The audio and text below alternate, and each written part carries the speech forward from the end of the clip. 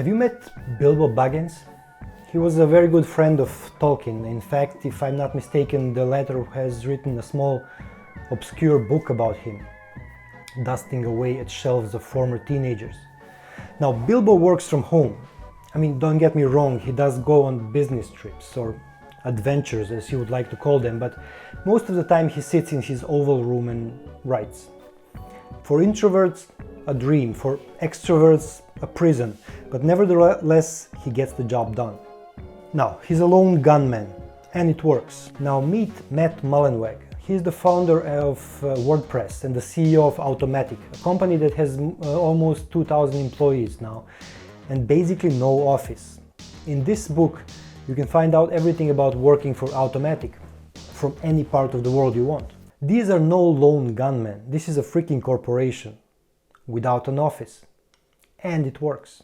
Now, the office space evolved in years from being simple and functional and not caring if the workers feel like they're in prison, over cool open spaces where the only way you can do some concentrated work is if you use noise-canceling headphones, to the Google revolution with lazy bags and PlayStations all around the place, trying to make you forget you have a bedroom somewhere else and luring you to basically live there. Now, for such a long time you could not detach an office space from a business. In fact, if you had a business but no office space, that immediately sounded like something shady. This is 2022 and we live in the world of COVID pandemic, and a huge chunk of people in the construction industry and other industries is working from home. Our entire team is cooperating completely online as well, working on projects in Las Vegas, Jerusalem, London, and doing everything over Zoom and Teams.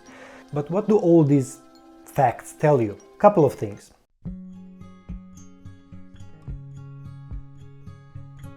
One, working from home is a blessing and a curse. For introverts among you, it might be heaven at first, and for extroverts, the road is steep from the very beginning. But the problem comes from not being able to draw a distinct line between work and family anymore. I work on my own for more than 10 years now, and for entrepreneurs, this separation does not really exist anyway.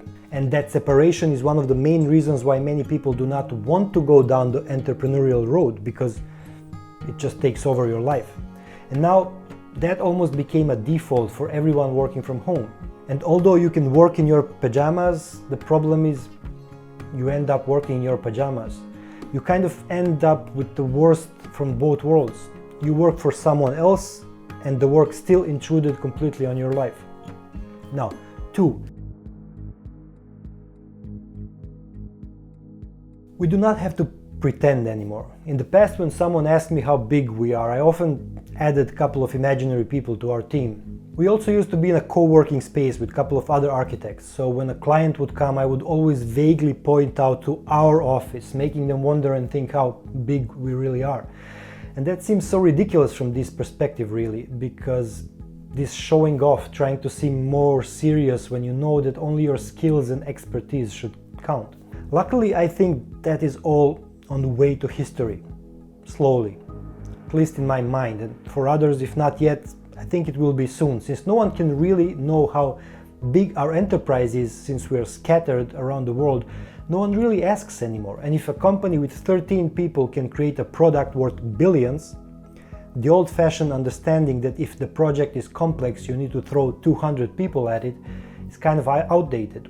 What we can do with a couple of people armed with programming knowledge is not comparable to manual work.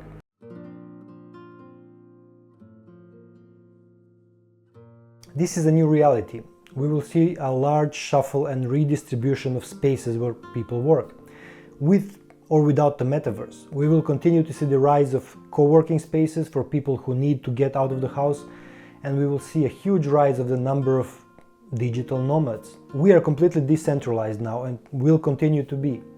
The platforms for online collaborations are on the rise. Tools like Miro or Mural are very useful, and Meta, Microsoft, Nvidia and others are racing to create the best metaverse for us to live in.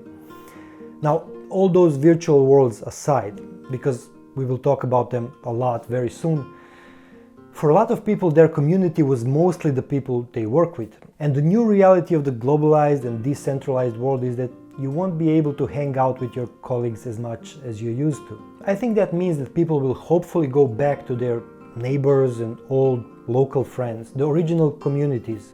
Of course, the idea of metaverse might propel us in a completely different direction, but I guess we will have to wait and see. Until then, I think that we are a bit too globalized for our own good, concerned about what's happening in every corner of the world while not knowing who lives next door.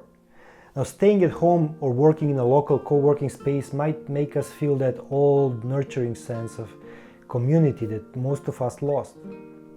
These are challenging times, but a challenge worth taking and making the best out of it. What do you think? Feel free to share your opinion and stay free.